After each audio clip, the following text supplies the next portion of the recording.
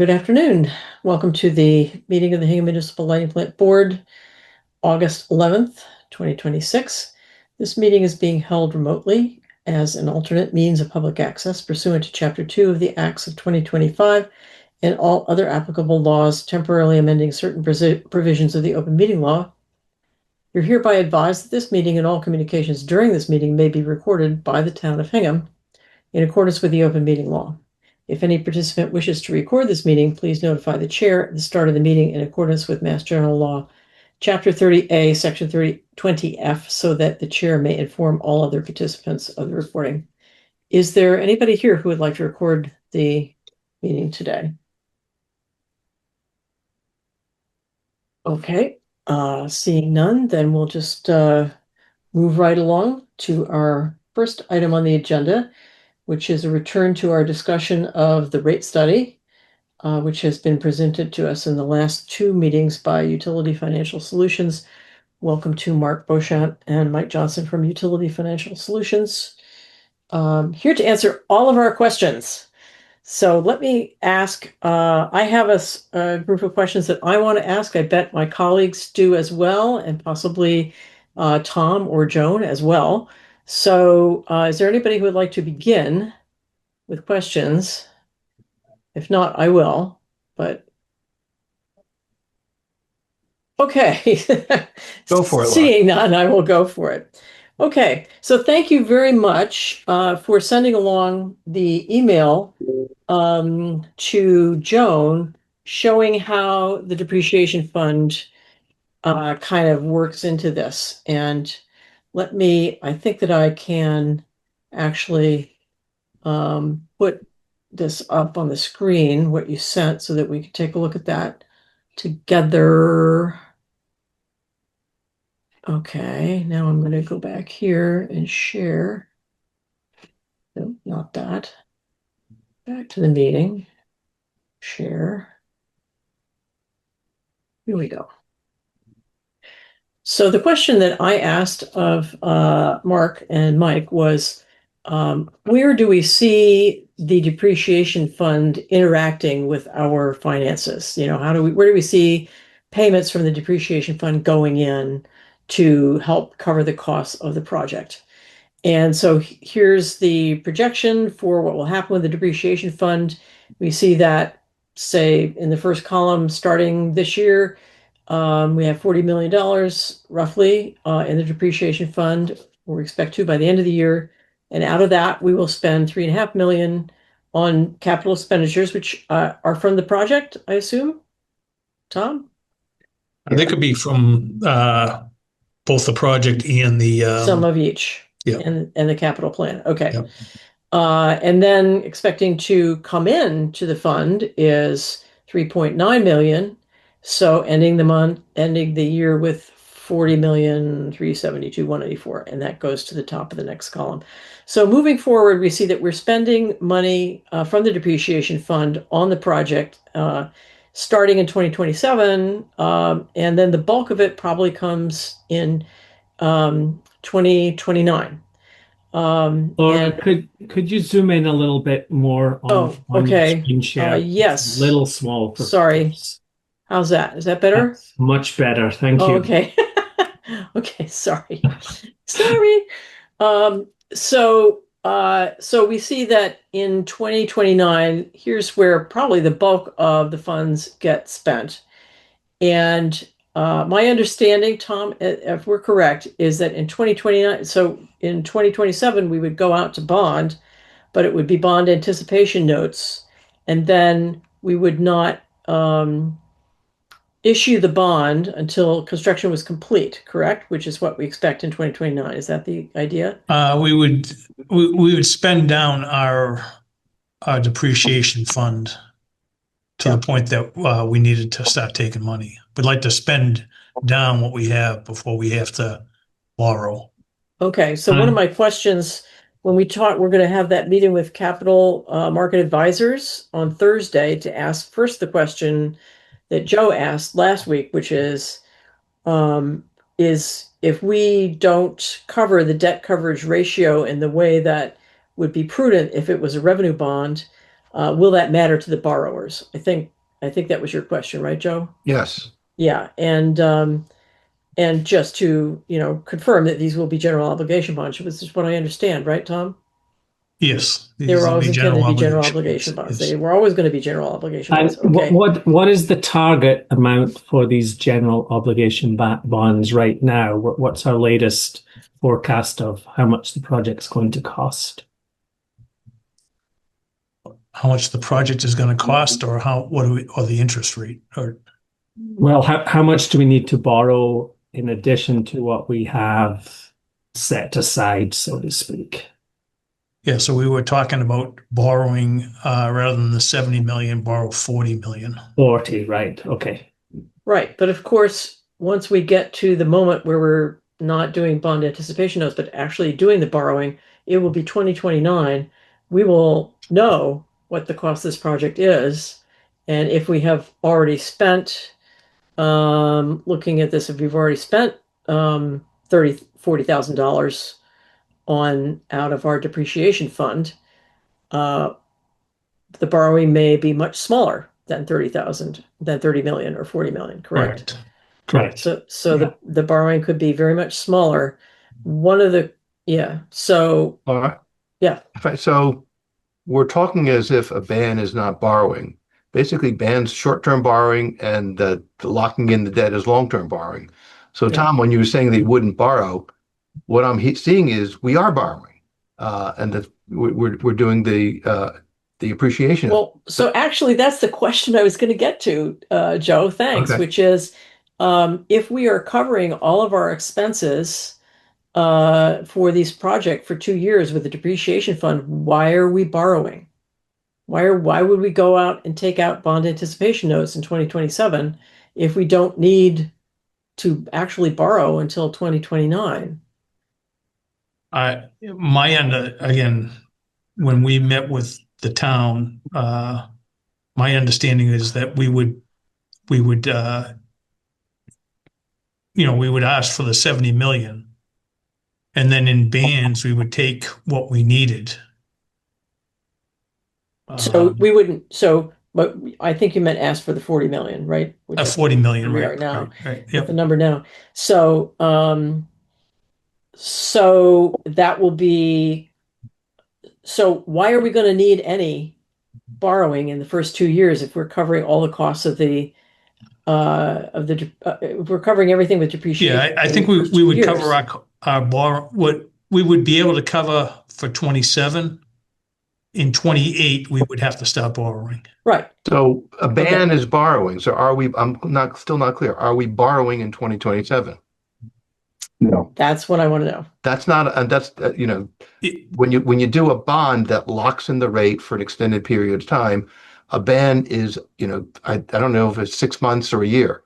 In both cases, it's borrowing. So that's what I just don't understand. Right. And so Mark, you're saying no, we're not showing any interest expense for the first for through 2027 because we're not expecting to have borrow anything Right. actually until 2028. So in Correct. 2028, we might go in on ban to cover us until we've completed construction and then go for the bonding for the actual bottom line number Correct. that remains, which would not be 30 million or 40 million.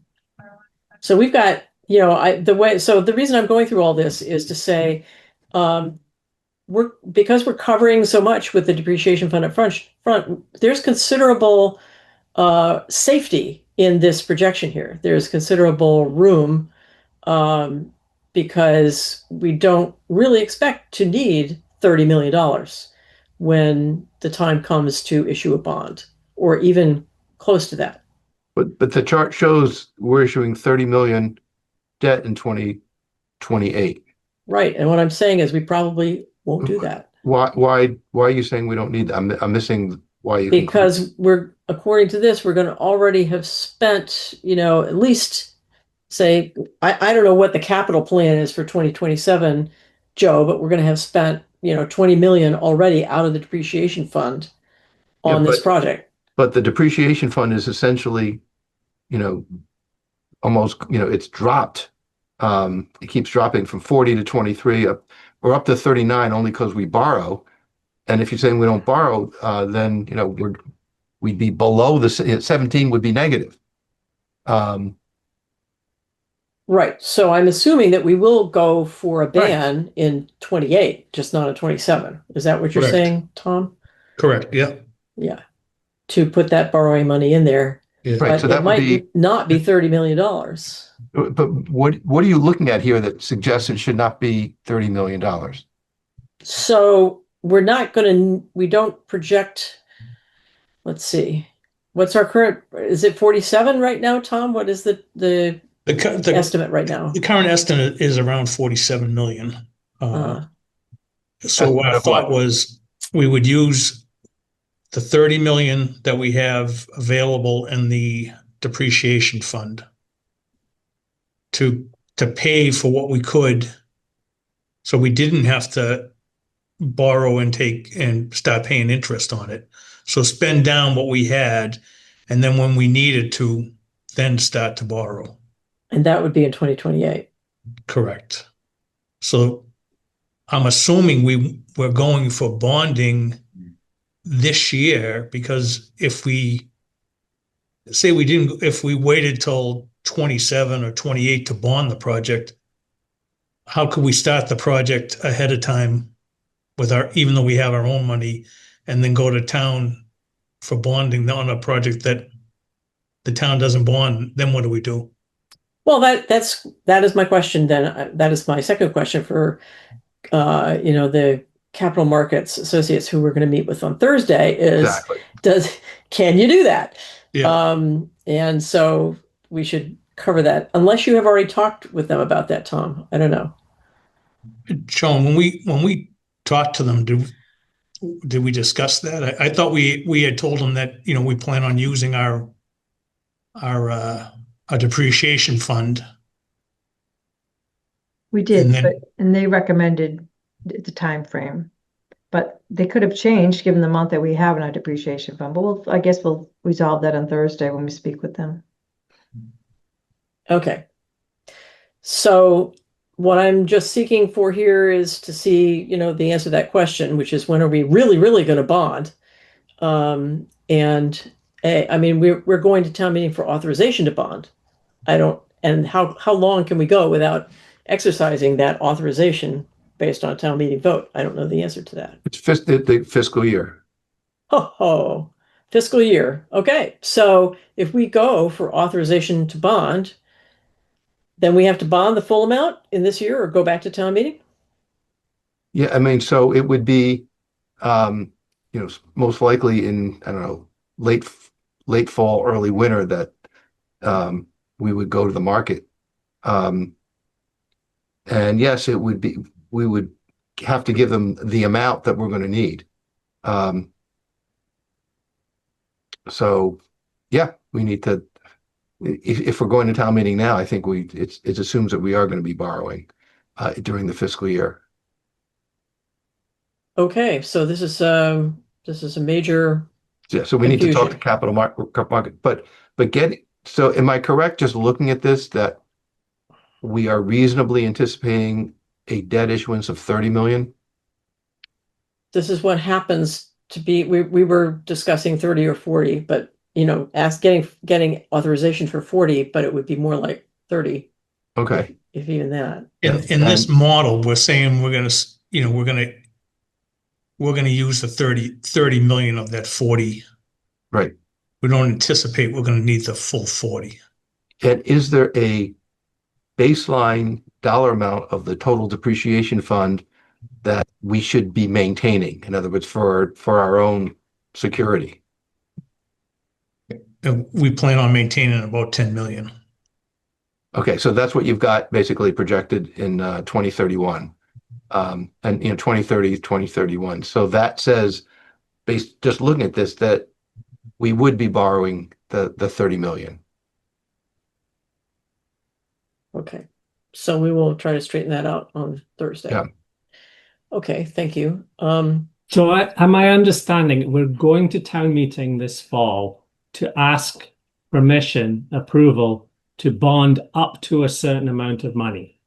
Correct. We're figuring right now, latest calculations, that the cost of this transmission project is 47 million, but we anticipate that it may be less.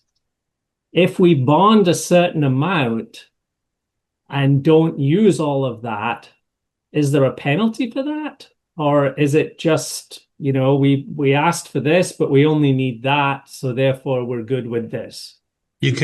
My understanding is you can only spend of that, the money you asked for, you can only spend what you can prove you spent, so we have to show that we spent whatever, $30 million on the project. Okay. So Mike, so if we borrow 40 million bucks and we only use 30, literally 10 million sits in the bank and the town earns interest on that 10 million that's not spent.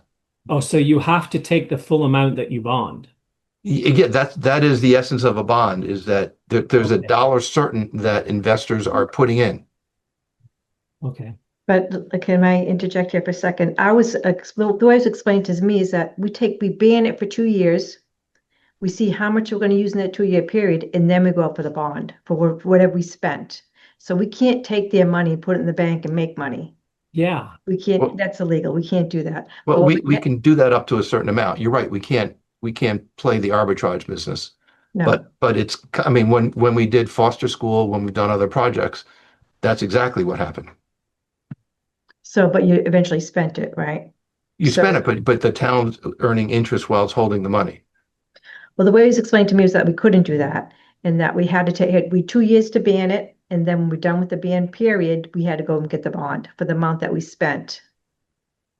So you're bonding an actual physical amount. Right. So, I mean, that makes sense because you don't want to overcommit, and because you're paying interest and you likely you'll be earning less interest than what you're paying out. So you're right. You don't want to overcommit. And so you freeze it in the actual bond amount once it's known. But that amount, once you do a bond, that is the amount. Right. But there's a transition period that you have to sort of figure what you think the project will cost to what it actually costs to the amount that you actually bond.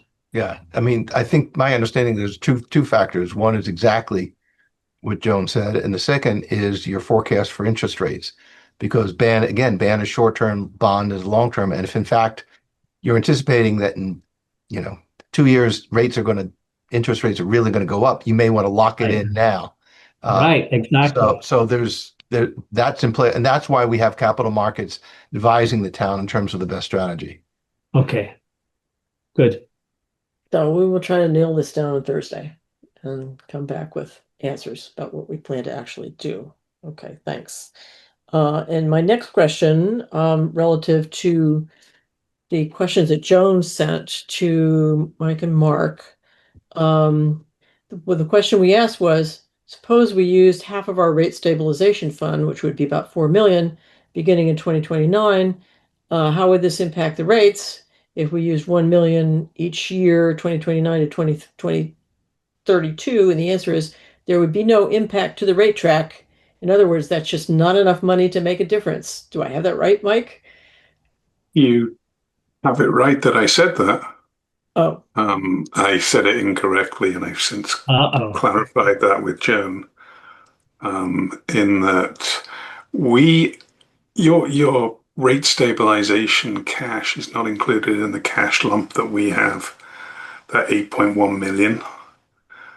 So I thought it was included in that, so it would have no effect. Right. But because it's not included in that, it does have an effect. Okay, so we would love to know what that effect is. I'm not asking for an answer this a second, but this is when the long goal here is to figure out what rate increases are required to cover this project. That is what our customers want to know, and that's what we need to know. So we'd love to know how much we could lower those rate increases if we applied some of our rate stabilization fund. So Joan had proposed, well, for example, if we used 1 million a year for 4 years, what would that do? So Beginning So of maybe 29, hopefully. yeah. So hopefully you can help us figure that out. And Laura, that would begin in what year? So the suggestion was to begin in years 2029, 2032. Um, but we could start, that's because right now we have the depreciation fund to spend down. So we're not raising rates to cover the depreciation fund, particularly it's going to come in anyway. And then, but when we bond, going forward, Right. maybe we could bring down rates then.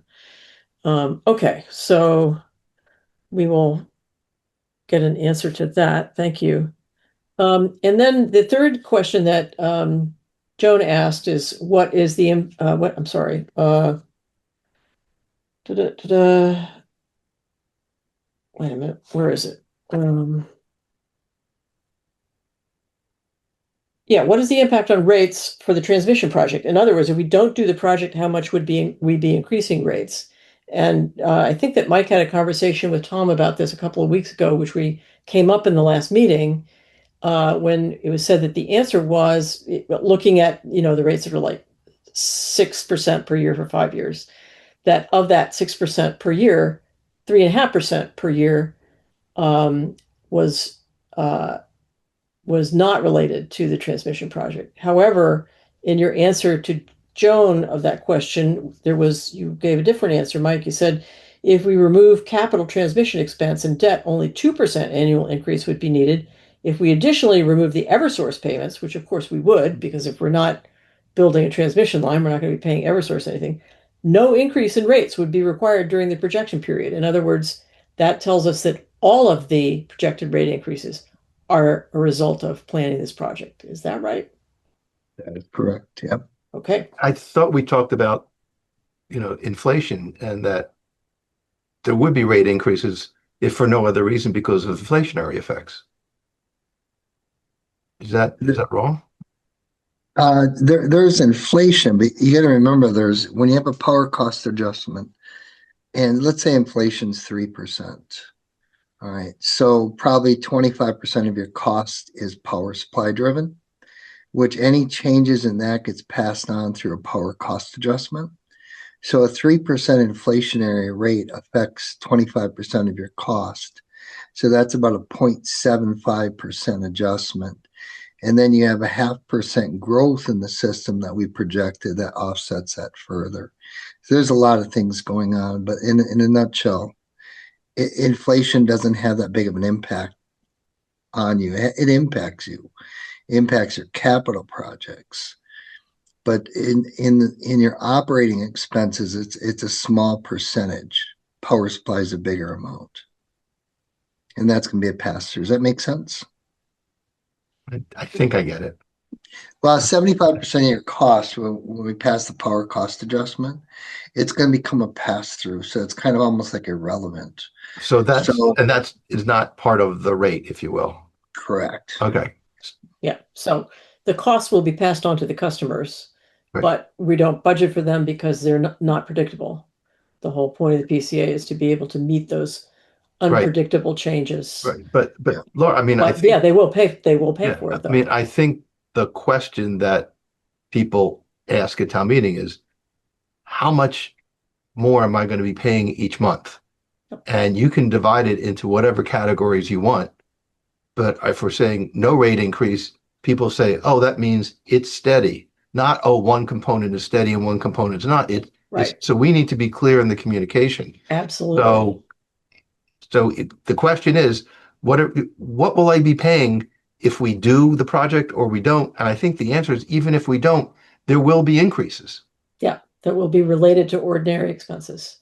But And they're that not, but they are increases that are not predictable, or we would predict them and put them in the rate. So if we are predicting inflation of 3%, let's just assume that that's a prediction. Should we be saying that the power cost adjustment will be increasing by that amount? Can I respond to that? Oh, please. Please. It's hard to say that because the markets vary so much. I mean, when the war in Ukraine started, the market shot up and then they come down. And now with the war in Iran, the market shot up again. And so there's so they fluctuate so much that there's other factors than just inflation Sure. at play. So So for me, the question of inflation is, should that be in the rates or should it be in the PCA? And my thought is that it should be in the rate rather than the PCA. We But should what we're hearing is it's in go the for PCA. inflation based on our rate studies that happen every 3 years. Mike, I think we heard the opposite though, that it's in the PCA. And that's my point. That's why I raised that. Yeah. Because if we're throwing all our variables into PCA, it becomes very difficult to control it. We know inflation is going to be there. We have past results of that. There hasn't been a year in the last decade or so where there hasn't been inflation. You're Exactly. right. So, Right. I mean, we may adjust for inflation every 3 years in our rates, and that's how we handle inflation. The energy costs of fuel and world volatility in markets, that's dealt with in the PCA. And we're talking about every 3 months or every month or however we do it. But I think we need to be open and transparent how the various components of the bill come out to the bill so that the bottom line we can control whether the bill is going up or not and how long this project's going to take to pay off. So clearly energy costs are on average affected by inflation. Of course, there are going to be spikes up and down based on wars or whatever. So, but on the rates, did I hear, Mark, that basically inflation is not a factor? Is that? in the short term, it's not. It's a minimal factor in the short term. In the long term, it compounds because when you go to a capital project, Sure. that capital project's going to be, like you may have 20 years since you replace a substation that cost $5 million. Now you go to replace it, costs 10. So that's how inflation really affects you more so than So labor costs. It's really capital costs, and it's not anything else. And when you just so I'm clear, when you talk about long term or short term, is long term 1 year, 3 years? Help me to understand what you mean when you say that. Short term. Well, when I say short term, I usually think out 2-3 years, but it really that's kind of the planning period right now is 5 years. So, and if the capital plan is correct, all that inflation is built in, for that. So, The other Mike, sorry. Just when we talk about the increases, the 6%, we also have to remember that that's 6% increase in revenue, right? That doesn't necessarily mean that each rate is going to increase by 6%, because we saw that during the last rate study, we said we're going to say a 6% increase, but some of the different rates went down, some went up. So not everyone saw a 6% increase. It varies depending on the rate you're on. How is that? How do we communicate that at town meeting? So I just want to say that at the advisory committee before town meeting, back in April or May, whenever it was, some questions about this kind of thing came up, and I made an attempt on the fly to explain how some of the various pieces of the rates go up or down based on what, and it was a miserable failure. And so the gentleman from the advisory committee said, boy, if that's the kind of explanation we're going to get, I forget it. So the answer, Joe, I think, is with great difficulty and tremendous forethought, because it is really, really hard. Yeah, I mean, we need to answer that precisely, not saying some rates go up, we need to be precise, or else we're going to get hammered at town meeting. Yeah. Mike, could you do me a favor and just whoever you want to pull up, Lansing or somebody, just show how we show like the residential impacts to the rates. In other words, what we do is we show the dollar impact at various usage levels and the overall percentage impact at various usage levels. It works really well for residential, which is primarily the biggest But when it comes to higher load factor, larger customers, I mean, it becomes a little bit more convoluted because you have a demand charge. But Right. but with residential, you can show it pretty clearly, and with one slide, basically. So, and I think that for the rate track that you had originally put in the rate study, there was such a table that showed, I think you there know, the was. impact on each of the rate classes. So presumably when we actually decide on a rate track, we will be able to produce something like that we can show people. Correct. Yeah. Then I mean, you might have to deal with, okay, the residentials might be going up 6%, but what if it says that municipal is going up 40%? I mean, then you're going to have to deal with that. I think it's much safer to say that our total revenue will be increased by 6%. Unless you want to deal with all the different rate classes, because I know in that rate schedule, correct me if I'm wrong, but in that rate schedule that he sent to us, municipal was going up significantly. Well, I remember based on our last rate study 3 years ago, he pointed out that that the town was underpaying for their service then. And I think they end up still underpaying, don't they, Mark? In your new, we'll just have to say, well, you're still underpaying. You and tell him. well, I will. I absolutely will. I have no And problem with that. are you including the schools in municipal? Yes. Okay, only because, in town governance, there's a municipal side and a school Yeah. side, but this is all basically town, All including town. schools. Yeah. All the town So, so buildings get that's a this big issue because it municipal obviously rate. affects the school budgets. Yep. Yep.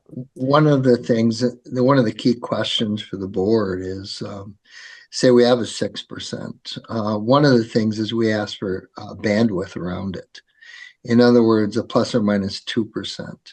So that means the biggest increase we'd give any class is 8%, and the smallest increase 4%. And we'd work within that range. Because exactly what you're saying, Joan, one of the things we don't want to do is to go out and say we're having a 6% increase and then increase one class by 20%. It doesn't create good public relations. But so we try to move gradually and slowly. It keeps everybody's job and safe, put it that way. Okay, well, that covers my questions, except for the ones we got to talk to capital market about on Thursday. So I think I might like to ask Mark if you could kind of walk us through the scenarios that you provided for us, and we can discuss them a little bit. That would be really helpful for me. See if I can pull them up.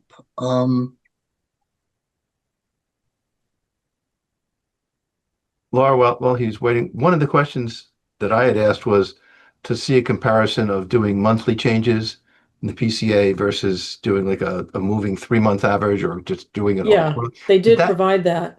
I was looking, where is that? Yeah, well, so it came when Brianna sent out the documents for this meeting. It was in there, and we can pull that up too if you want. Okay. But let's do the scenarios first, and then we can Sure. look at the PCA. Trying to get this. Okay, there we go. I think I got them. All right. Let me go ahead and share my screen.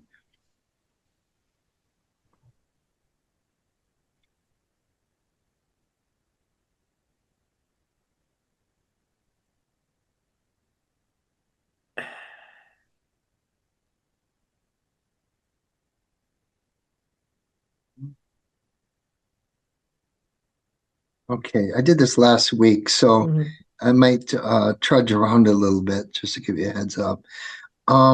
Let's see. Now in this, we ran 5 alternative scenarios. We run more than that, but these are the 5. Could you zoom in a little, Mark, please? Oh, sure. Thank you. Is that better? That's good. Okay. The first increase, which is scenario 1, a 6% increase with 40 million in debt,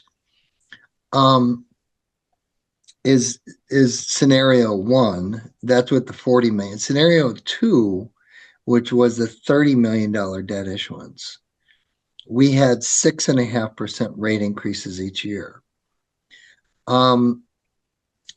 Scenario 3 when we ran it with 35 million, which seemed to be the sweet spot, 5.7% adjustments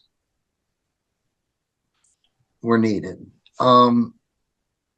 Scenario 5, which was a $40 million general obligation bond, where we did not have to worry about coverage ratios, we could get by with a 5.25% increase. So the general obligation bonds definitely produced the best scenario. And that was 40 million that we ran. Let's see. These are just the actual tables. So this is table on scenario 1 with the 6%, 40 million in debt. And the coverage gets to 1.34, but it bounces right back. And cash is in good shape. Scenario 2, which is the 30 million in debt, required the 6.5%. You see, the coverage ratios are good. The 6.5% were needed to keep the cash above the recommended minimums. So, but we did the 35. Those are 5.7% increases. Our debt coverage is above, the lowest is 1.39, and our cash reserves are pretty much above the minimum or at the minimum each of the years. Scenario 4, which was the 40 million, where we did 6% for the first 3 years and then 5% for the 4th year. And our coverage ratio is not quite as strong. Our cash is good, but our coverage ratio is in good shape there too. But it just, how you want to do it. It's like, I think the scenarios pretty much run all the same increases over that period, except for this scenario with the general obligation. Because we don't have... Oh, go ahead. Mark, just let me stop you there. My understanding is we're going with general obligation bonds.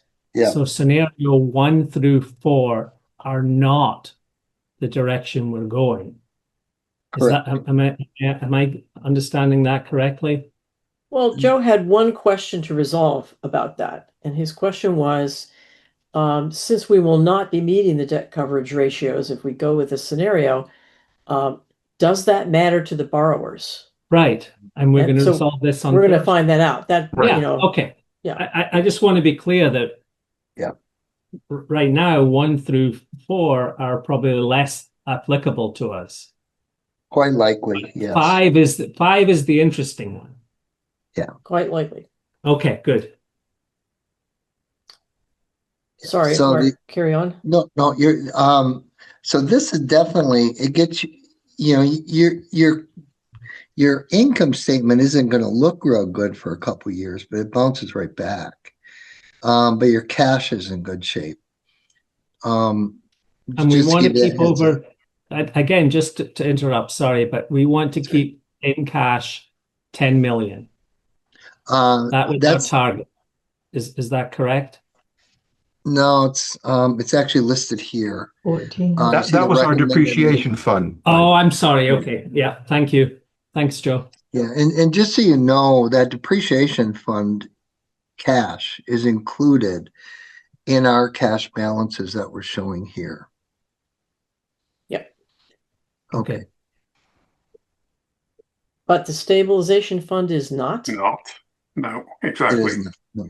So you have $8 million more than what we're showing here because we did not include the rate stabilization fund. Is it appropriate to include it? Well, we intentionally excluded it. And the reason was, and that was at my request, because my feeling was we created it to stabilize rates in case power supplies costs went up. Mm-hmm. So I felt that was the ratepayers' money, that we were holding that for the prime purpose of stabilizing rates in case of adverse impacts in power supply, where we didn't want to dramatically increase the power cost adjustment. So, Joan, is that can I just ask if Joan, do you share that view of this? That's the purpose of the rate stabilization fund? Yeah, I mean, originally it was to, for all the Seabrook to decommission the plants. So we can use it for multiple purposes. One was for to be decommission the plants, which we're not gonna have to do, it looks like now, like, they originally planned. But the other is for rate stabilization purposes, which is to reduce for things that come up that we don't anticipate in the rates. I'm gonna be, that it's actually the board's discretion. I mean, if you want us to include it, it's not legally restricted or anything like that. And we can certainly put that in our projections. I'd feel comfortable using half of it, Okay, 4 million. So you could try using half of the rate stabilization fund different ways. You could either put it in our cash balance going, all through that time, or you could just apply it to reducing the rates and seeing which scenario results in a better outcome. Does that make Yeah. sense? Yep, but there's one other thing I have to bring up here. If we go negative, then we can't pay the town their pilot payment. Are you talking about in 2029 and 2030 here? Yep, I am. Yep, that's right. is that in operating income or is that in cash balances? It's in net income. And you're saying we can't do that for legal reasons, or we don't have the cash? Yeah, we're Correct. not allowed to do it We're not legally. allowed to do it, correct? Interesting. And So let's drop Good point. drop that $4 million in here and see if we can go positive on operating income. Well, in yeah, there it'd be somewhere. 2.7 right there, so we add another, so it looks like we would be using the 4 million to pay the pilot. boy, what you're adding, I'm sorry, what are you adding in? So the 1.7, the one, that's two, so say that's three. That's $3 Right. million to bring us to break even. And But where, we also need enough to cover the pilot, about a $500,000 a year. but I'm sorry, what are you transferring into adjusted operating income? Stranded the rate state fund. 4 million of the But rate stabilization. isn't that a balance sheet item and you're moving it into a income item? Right, because the reason it's a balance sheet item is something that has been expensed and put into balance sheet for future. Right. So when we use it, we bring it back into income. Oh, okay, okay. Okay, I didn't. So it's okay.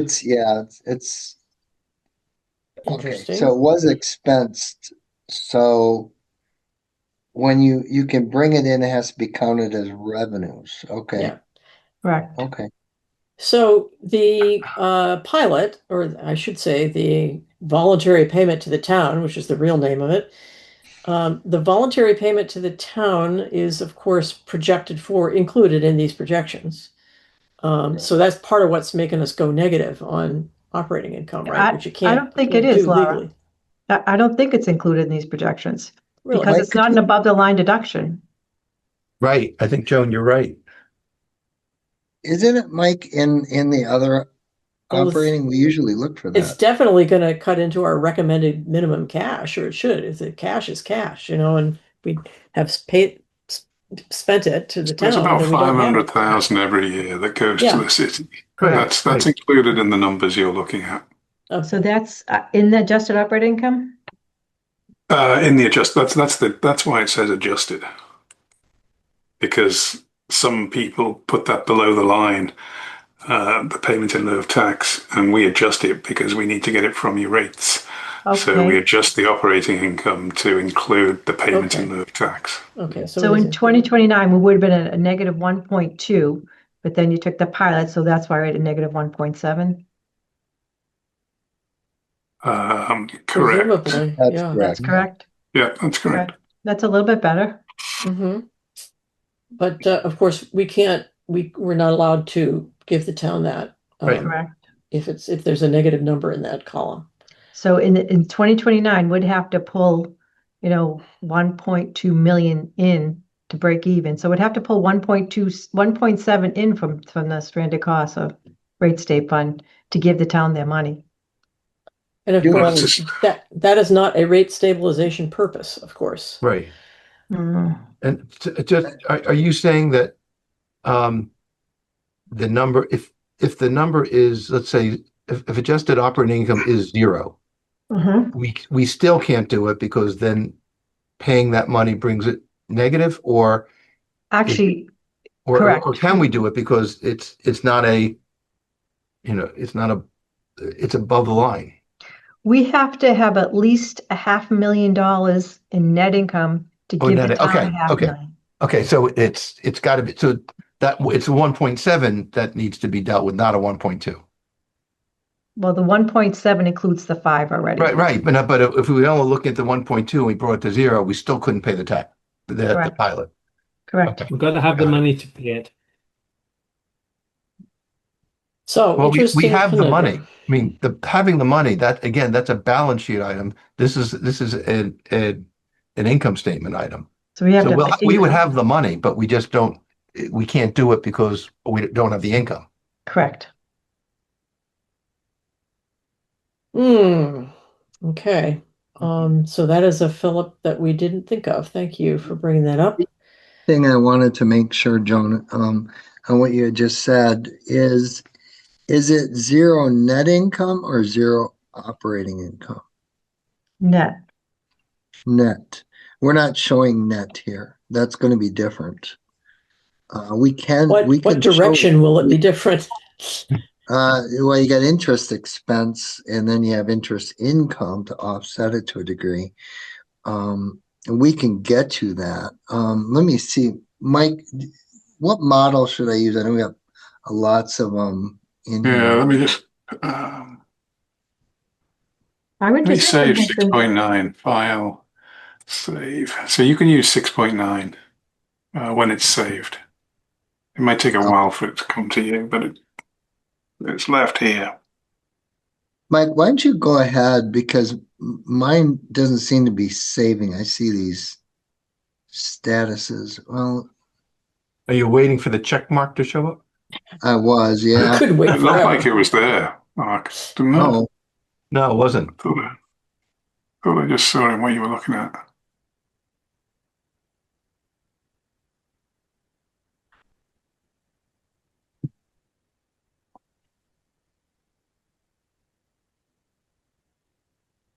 $6.9. No.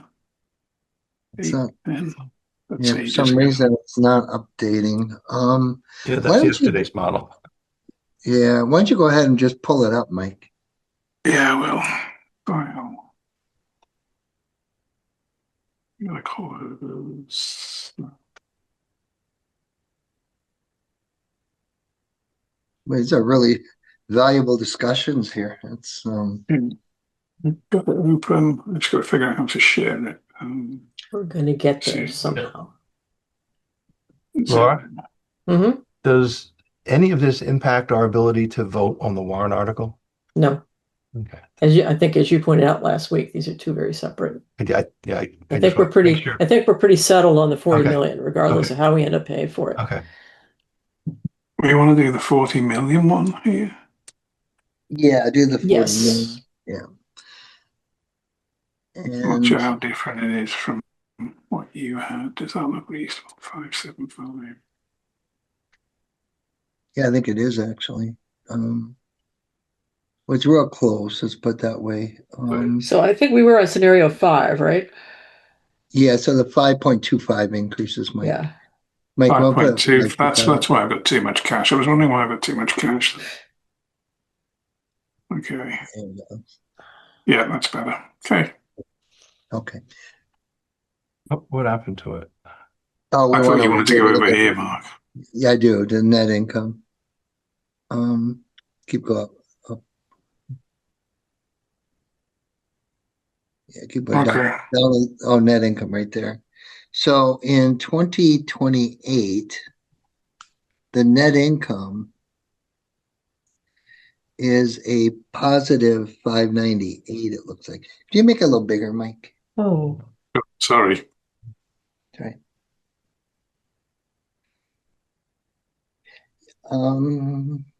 Yeah.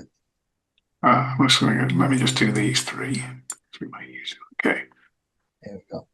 So 2026, our net income's 2 million. 27, it's 2 million. 28, it goes to about 600,000. Then in 29, because that debt service, I think is really, well, it goes to 3.2 So it's to the million. negative, Laura, is what I'm seeing. Mhm. That's not good. No, No, we're sure the town can never have Yeah, their that's payment not good. again. Yeah, the town wouldn't be very happy with us. No. Ugh. Wow. They're never gonna get another payment after 2028. Should we tell them now? Hmm.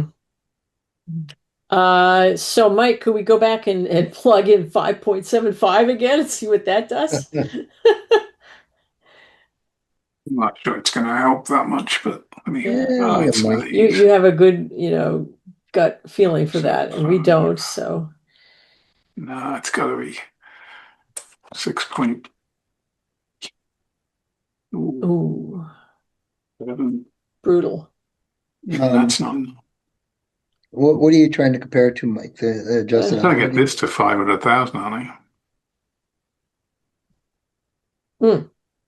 Or are you just talking No, net income? no, maybe you're right. Go back over to the other one just to double keep this in there at 7%. Net income is what we're looking at. So net income is still negative in 29, but then goes positive. Oh, you And know what? 7%. What we do need to do though, add back is, It's this. yeah, the net income has to be, so it's that 1.2 million in 2029 has to be reduced by that 482. 1.5. And This has to be reduced yeah, by the this. 482,000, yep. Yeah, but that doesn't help us because then No. as soon as we want to pay the tax, the payment, the pilot, Oh, I see. I see what you're saying. yeah, that I wouldn't go Yeah. there. But it's only the 1 year then that we have the issue. It's 2029. Mhm. At Um, 7, at 5-7% That was increases. 7% increases, There's yes. just 7%. Yes. Yeah. Okay, this is a deep philosophical discussion. But Um, that's got 4 million for of rate us. stabilization. That's for cash though. Unless we could put that into the revenue. That's a auditor's just question. Mm. And But if it came out of there, can't you put it back in? It makes sense. Well, You went- can. put it The in. auditor lets you take it out of. Yeah, they can't, but it went into this fund identified for a purpose, and I don't really know how restricted it is. Well, we're stabilizing rates by bringing it back in because Yes, we can I lower think that rates. would, yeah. I yeah, think we that's get away right. with it. That's right. I think I'm we not, get away with it. yeah, I'm not sure, Mike, it worked that way. It depends how they handled it on the revenue side. In other words, when they put that money in, they would have had to charge ratepayers for it. So if they excluded what they put in from the revenues in the year it occurred, then it would be appropriate to count it as revenue. Yeah. But if they, if they just put it into a fund, from the revenues that were already recorded, then they would not be able to record it as revenue. Exactly. No, Yep. it wasn't. It Yeah, was considered an expense. Well, no, it's not whether it was an expense. It's what if it was was the considered. revenue recognized or not is the Yeah. question, right? Correct. And if it was, then we can't We can't recognize it we again. can't recognize it again. So that's right, Joan. It wasn't the revenue recognized when it went into the fund? Well, it's going to be recognized in a different way. I'm going to use it to reduce power costs because it's going to be used as a rate stabilization. So it's not going to be recorded as revenue. It's going to be recorded as a reduction in expense. When you put it into the fund? No, when we use it. Right. What they're saying is if you recognized it as revenue when putting it into the fund, we can't pull it out and recognize it as revenue again. And Joan, you're saying that if we reduce the expense, isn't that the same thing as recognizing it It's as the revenue? same thing. Yeah, but I'm not calling it revenue. Yeah, If but you're it's reducing the doing the expense, same thing. the Auditor same thing. question. We're in an auditor question now, right? Yeah. Yes, okay. Write that down. Okay. But that's rates at 7%. Yeah. Yeah. And Okay. so you have to notify the city that they're gonna have a year where they can't get payment. I'm not telling them. Or more than 1 year. No, Yeah. no, just the 1 year. If you go with that's with At the 7%. 7%. That's 7%. That's just- At 7%. I get you. I get you. That's not going to You're happen. right. Yeah, you're No. correct. They're not gonna fly. Okay. So we push down. We overcome one hurdle and another one comes up. mhm. Does this issue arise because of the borrowing associated with our project? Yeah, because it happened when we put the debt service in, right? Correct. So if we borrow less, we might be able to get there. The question is how much less, right? Yeah, and it's almost I don't know how to say this, like a double whammy, because we're relying on the town for funding using the general obligation bond of the town rather than just the funds of HMLP. But when we're still doing that, we're saying, and by the way, town, we're not even giving you the pilot. It's a hard message to deliver. Mike, I got an idea. Could you go back and bring, I'm not sure if this is a model where we're including the rate stabilization in our cash balances or not. This has 4 million in rate stabilization. It's got 0 now. Yeah, take those out and just label the other Go. way. Nothing there now. Did you want to put it up here? No, I want you just to take the cash to Right. include it as cash. That's what I just did. I took it out of cash. No. Go to the minimum. You know where you take the cash balances someplace. It's hidden right now, somewhere in between column A and F. Oh, sorry. Okay. This one, you There you mean? go. Yeah. There you go. You want me to bring it into cash? Bring it as cash. Yeah. Let's Yeah. now go back to the C2. That's all of it, though. That's Yeah. all of it. Right. Now let's see. Could you yeah, it's what I'm It doesn't wondering. change this though, does It's it? not, It's never, no, it's it never isn't going to gonna change that change because that. it just changing cash. Yeah, you're right. I was thinking, It has to could go we into give the them? income statement. Right. I mean, you keep fiddling with balance sheet items. It's not going to affect Yeah. I us. do. What if we gave them twice as much in 2028 and then nothing in 29? Still not a good idea. But Not a good idea.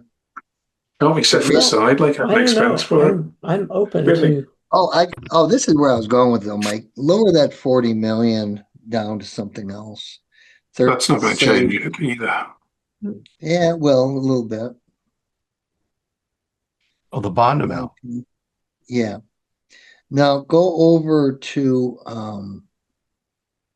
the C1 to see what the net income is. Oh, okay. Yeah. Without the cash, without the stranded or with? No, leave that in. Just Okay. yeah. Net income. Okay, now in Good. 2028 we're okay. It's 2029 now we're negative. So we're off by about 300,000. Mike, go back to the C2. Yeah. Good We're still- 7% here as well. But by the Yeah. before you leave this, you've got bond amount and bond issue including fees. So we're assuming no fees. You got 360 there. I see it. Yeah. Okay, got it. Yeah. What I'm trying to do is just figure out, because if we lower that 7% to something that's more acceptable to the board, like 5.75, let's put it in there and see if there's any way we can get that. Our cash is okay. our net income is terrible. That's the adjusted operating income, and we think that net income is worse, right? Yes, it's Because going Yes. to be. it includes your interest costs. And we could add another 5 million, reduce the bond, and we're really cutting it tight.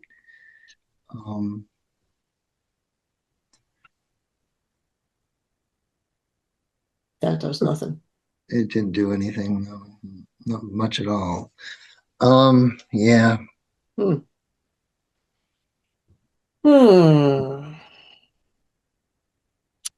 Well, this Is will be there, a conversation. Joe, is there any way you could talk to the city attorney just to confirm that? Confirm what?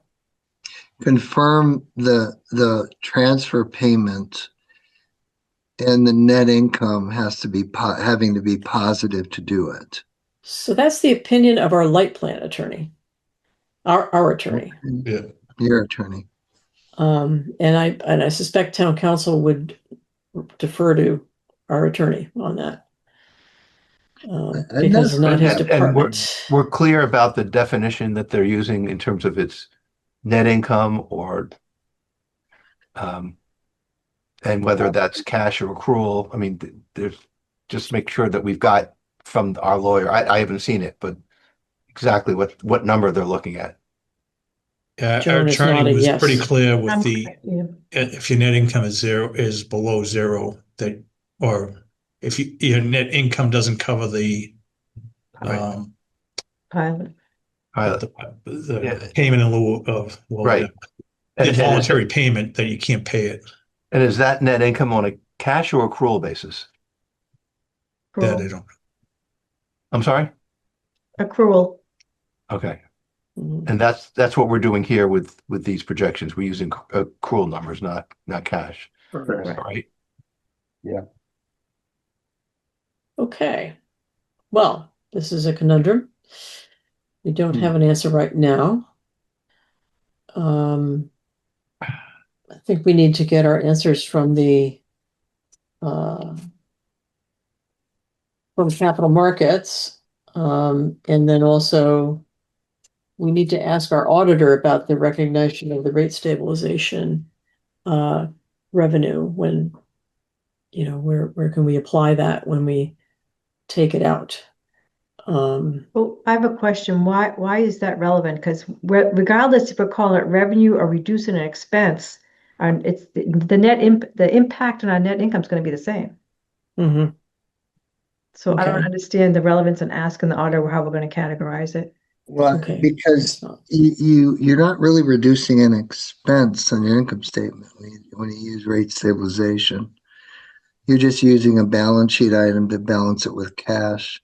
It doesn't affect your income statement. No, it does.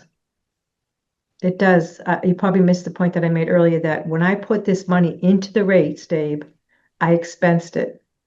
So when I bring it back in, it's either going to reduce an expense or be recognized as revenue. So yes, it is going to impact us on our. Oh, so that's a different treatment than I think I see what you're saying is if you had $10 million of purchase power expense, you increase it to 11 million and transferred 1 million in that year.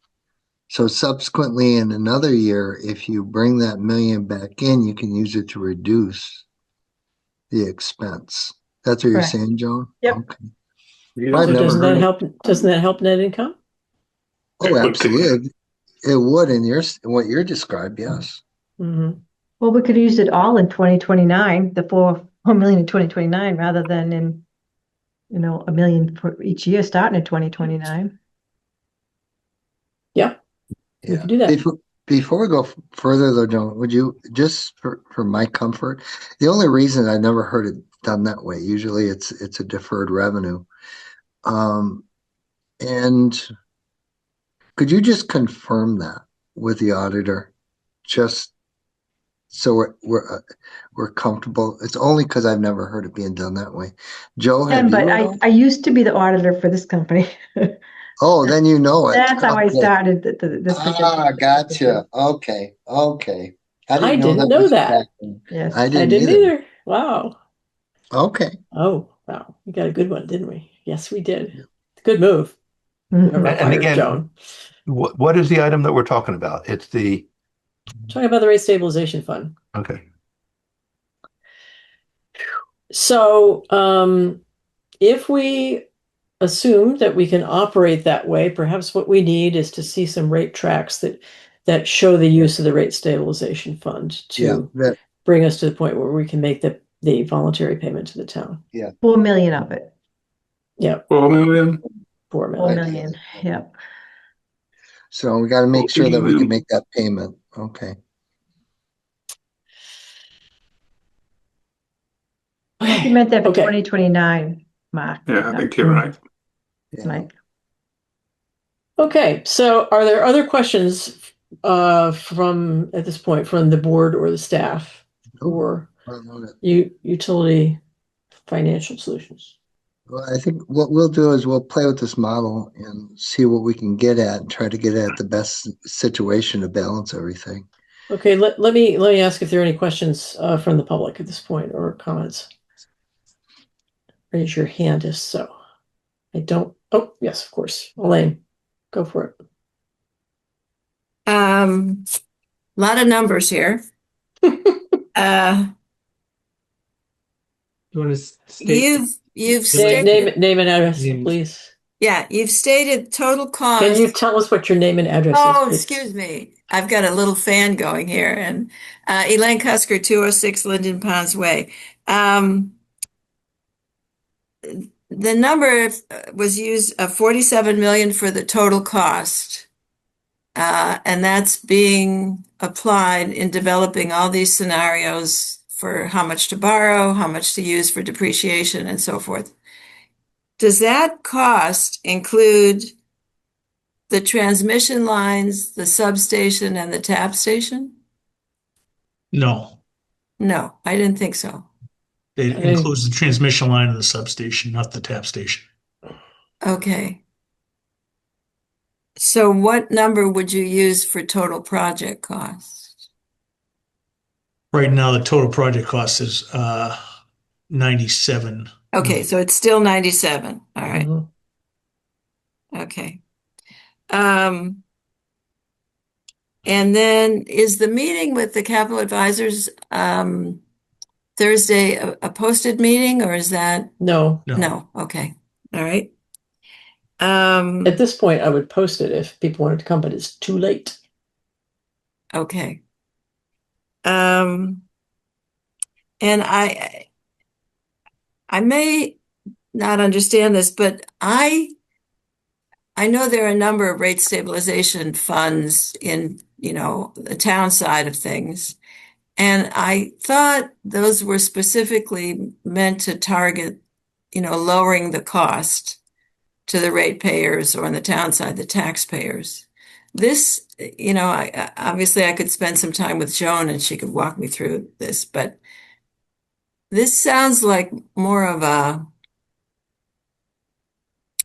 it isn't clear how it's lowering the rate for the ratepayers, that $8 million. So the auditor question is, how restricted is that rate stabilization fund?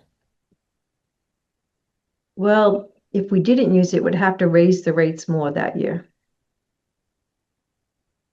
So instead of raising the rates, we're using this to offset it. That's how it becomes a rate stabilization. Is it possible to, if that's how the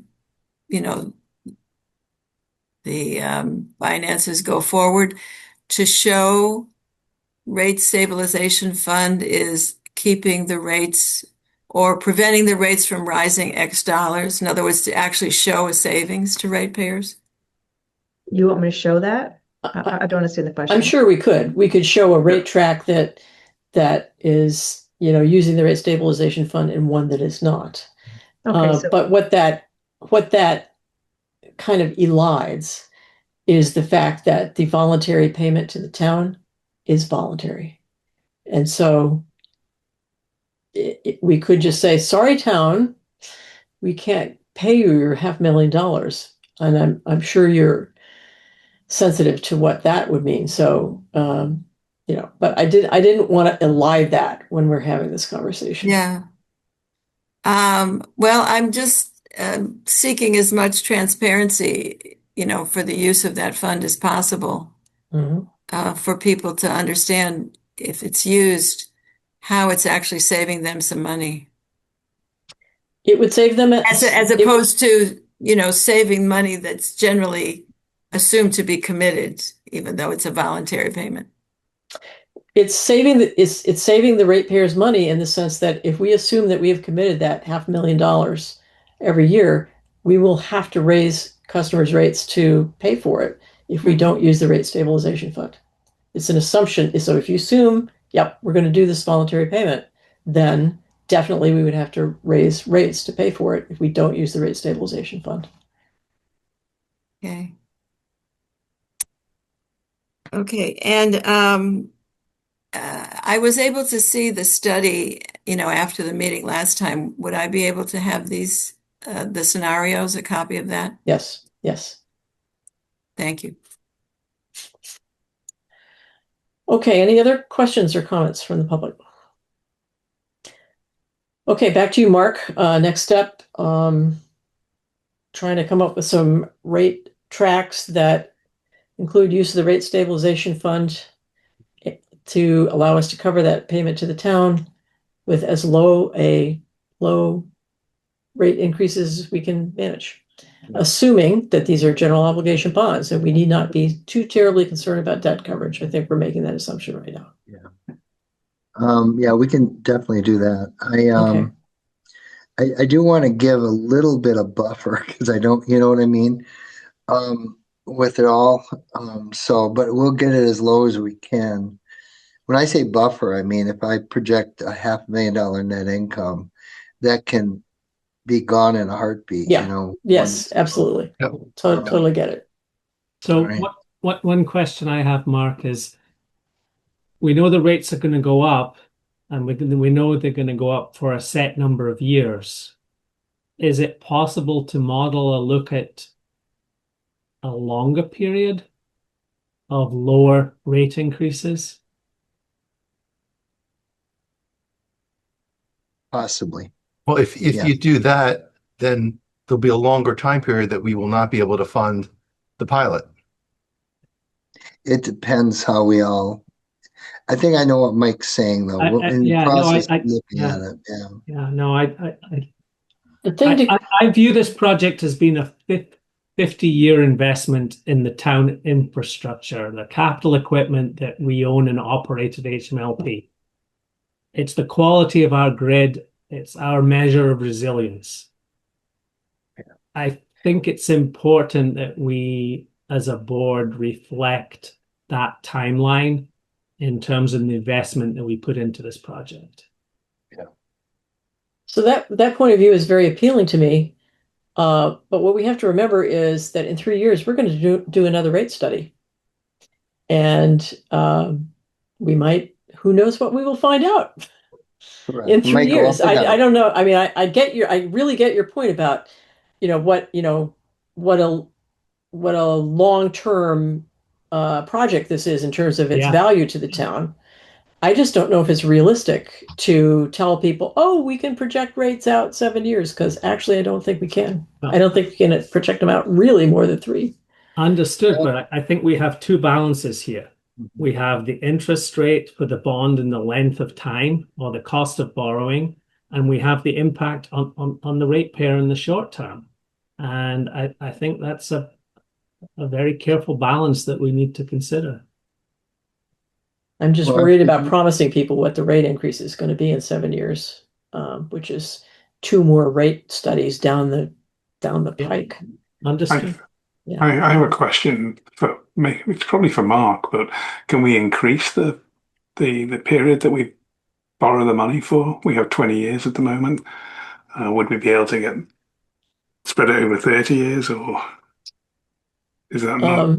That my recollection is that kind of like requires an act of Congress or something for a town, but we can ask at our capital market thing. You have to do 20-year bond. Well, it's very rare that there's a longer bond, general obligation bonds.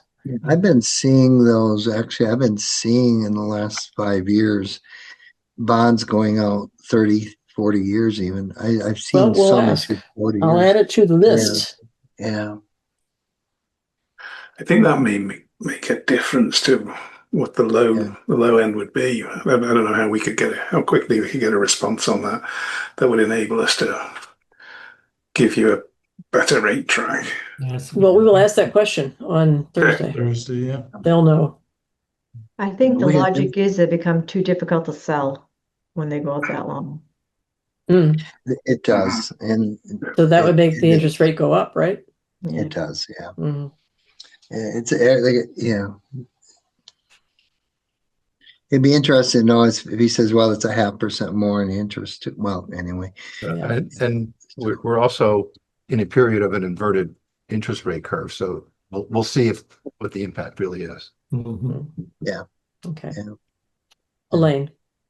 Elaine Cusker, 206 Linden Ponds Way.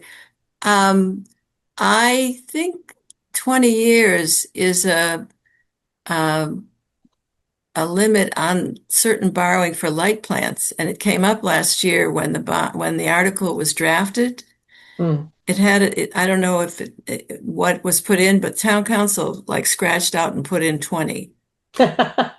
So I only remember that from an editing point of view. But, Interesting. I thought there's some statutory definitions about this.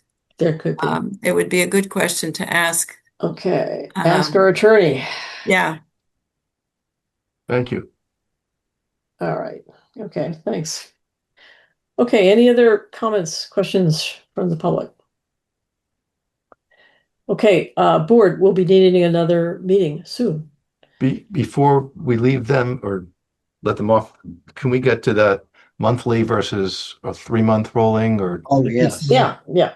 PCA. Yeah, what document do I want to look at where that information is? Yeah. Um, Let's see. I'll pull it up and let's see. It's right. This is what it looks like. It's power cost adjustment analysis. okay. I'll make it bigger. All right. Now, normally, just to start off, what we're doing here is we're showing the different methods that are out there, not the methods that we would recommend, because normally we recommend one of two methodologies, but we wanted to show you the impact. I'm going to get to this graph here in a moment, but typically what we recommend is usually either a 6-month rolling or a 12-month rolling. Yep. Now, you had recommended this 3-month rolling, which actually is not a bad alternative in looking at it. The 1 month is this is where you look at the last month, so to speak, and you look at the change in power cost. And in the next billing cycle, you pass Right. that cost on to customers. So it gets wide fluctuation. That's going to have real spikes in it. Correct. Yeah. Then the quarterly fixed PCA, this is actually the one that you had requested. Correct. I do like that. I do not like this 3-month Yep. one. And the reason is because it looks at a 3-month period and changes the next 3 months. So it kind of ends up looking like a 1-month one. So this is the result of, let's see. I got to get my color glasses on here. Yeah, I know. This is, I didn't separate it, did I? Oh, I did. Okay, this is easier to see it. Okay. If I can get it positioned right. Okay.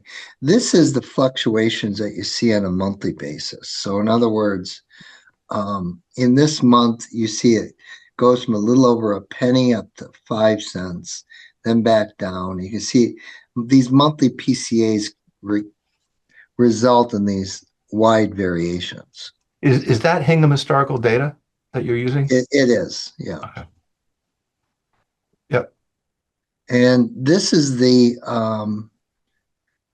12-month rolling, Mike. Um, don't know. Looks like it. Yeah, I'm I pretty got the sure. impression that yeah, was the 12 this is month. the, Yeah, it is. yeah, this is the 12-month rolling.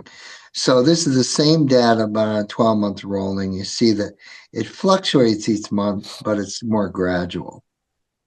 Mark, I have to interrupt you and ask you for what year was that information for, but that showed the big discrepancies in the power cost I think it adjustment? says at the top of the document. Let's see. Because we usually don't change it more than once a quarter. 22 Yeah, months from January. yeah, it's a 22-month period. This is not what you did, Joan. It's what we're proposing to do going Right, forward. right. Oh, I'm sorry. Okay. That's right. Carry on.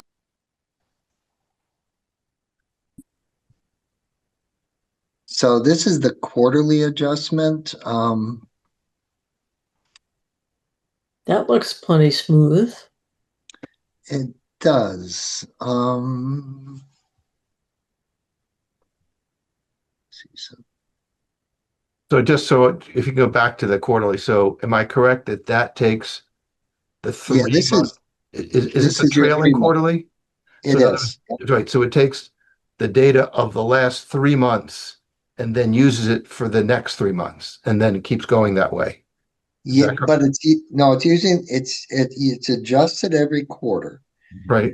but it's using the last 4 quarters. So 12 based months. on 12 months. It's a 12 month. Okay. Yeah. Yeah. So it's a 12-month. So it's similar to the 12-month rolling, but But it's just just not Right. changes as every often. quarter. Okay. Got it. Mm. The only I think adjustable that's what you had thing. asked for, isn't it?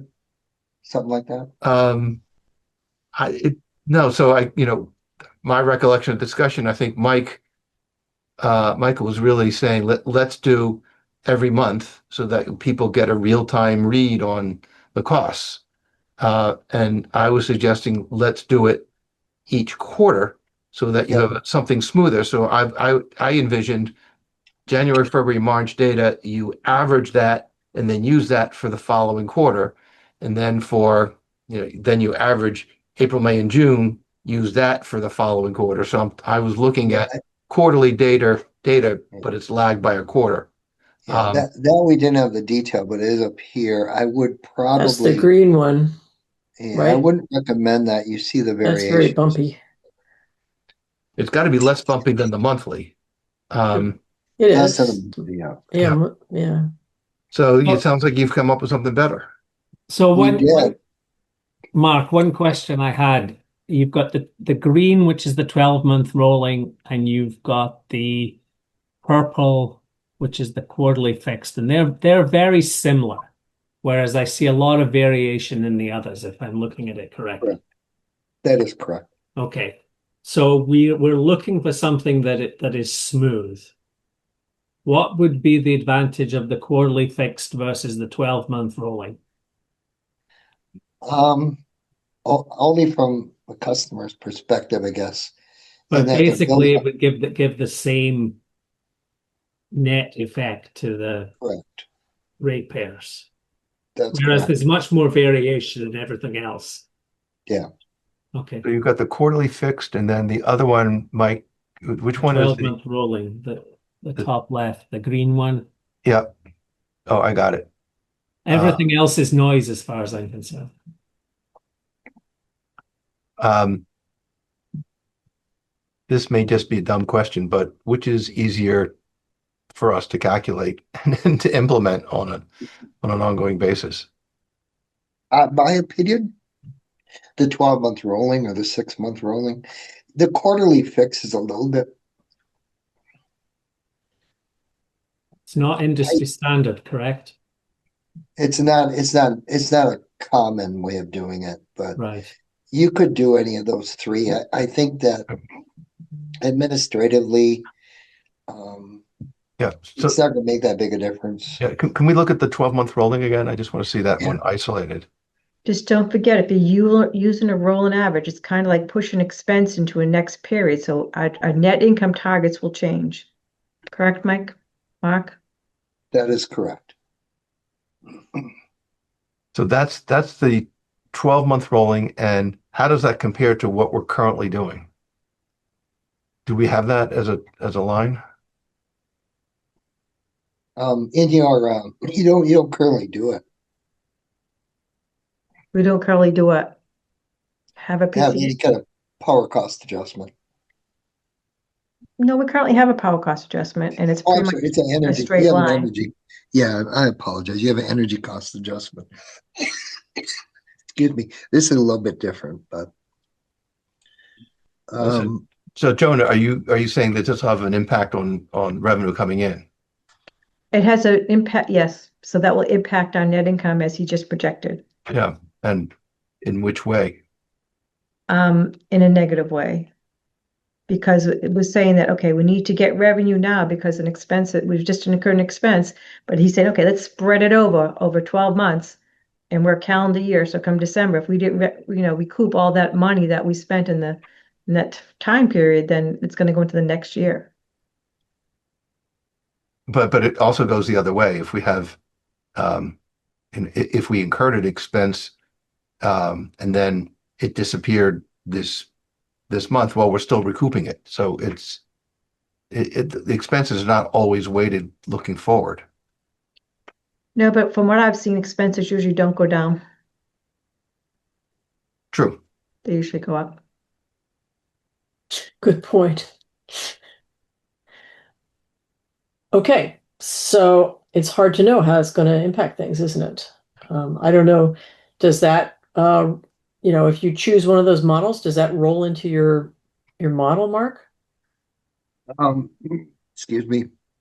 It does, but the excuse me, it rolls into the model, but it does it on an annual basis. Mm-hmm. So in other words, we say over this period of the power cost of this is what the income's gonna look like. That's part of the reason I want some buffer Right. But in it. but Joan, I mean, you really raised, and that's a really good point. But we can look at this for the last year and see what would revenue have been doing this versus what we did. And if it shows that we would have brought in less revenue, then we shouldn't. I don't think we should be going in this direction. I can Excuse tell me. you would have brought in less revenue. Okay. That's why the way I calculate it now, I always, if we incur expenses in the first quarter, I make sure we recoup them by the end of the year for those particular expenses. But every quarter it changes. So you could make a case that because of the financial pressures that we're facing due to the transmission project, if it's adopted, that it's not a good time to make a change in our PCA model because we need to recoup all of our expenses in each year. Does that make sense? If I could just change that a little bit. Right now, you don't have a power cost adjustment. And the only reason you have stability is because Joan goes in and adjusts things to meet specific targets with, in other words, the 8% rate of return. That's the reason why you recover the revenue. But I don't think you want to do that anymore because In it's other going words, to we have a cause 4% PCA right now, correct? And we want to smooth that moving forward. yeah. In And my so if you opinion, that the PCA should Right. never be higher than a penny. I agree. It should be rolled into the rates. I think that's why we started this whole rate study to begin with. So is there a time of the year that we see most volatility in the rates? I would argue that we do, based on how many hot summer days we have and how many cold winter days we have. Sure. When does our financial year run? And can we do the rolling average to make sure that we have a 3-month buffer between those two high peak months, so to speak? Well, our financial year is a calendar year, January to Okay. December 31st. Okay. And we can't collect for expenses we haven't incurred yet in anticipation that they might go up. Right. But typically the last quarter, sort of September, October, November, December, I would suspect things are more stable. Not this past year, not November and December. But I would argue that that was an anomaly because we had a very cold spell earlier on. I understand. I understand this is a moving target, so to speak. It is a moving target. That's But- why we have a power cost adjustment to recoup our costs, but this year it hit us hard in November and December, and we didn't have time to recoup those costs. Right. Your thoughts, Mark? I think that, excuse me, having a power cost adjustment is going to create more stability for you than not having one. Well, I know it will. It's going to create more stability than not having one. The only reason you had stability historically was because Joan targeted that 8% rate of return. But we don't want to do that anymore. So it's, now the question becomes if you wanted the 1 month rolling is going to meet all of those objectives, but you're going to be seeing these variations. Right. I don't think that over the 12-month or if you're really concerned with it, you can go to a 6 month rolling, which a lot of utilities do. You'll have a little bit wider variation, but you still have some smoothness. That's actually in the. I'm still sharing my screen, ain't I? Let's pull it back up. No, I think not I now. turned it off. Oh, I'll go back and share it again in a moment. Let's see. Now, I apologize. I went golfing this morning and the allergies hit me. I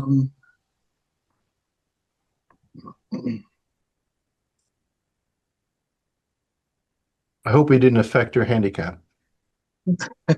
My handicap's pretty bad already. So, And I was no, going to say, I hope you're not looking for sympathy. You need a 12-month rolling handicap. yeah, there you go. There you go.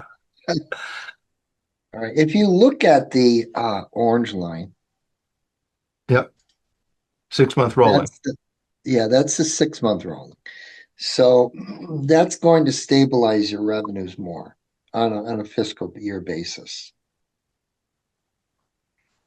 But that's making a change every month based on the last 6 months, Correct. Yeah. Correct. which is kind of where Joan doesn't want to go, right? Right.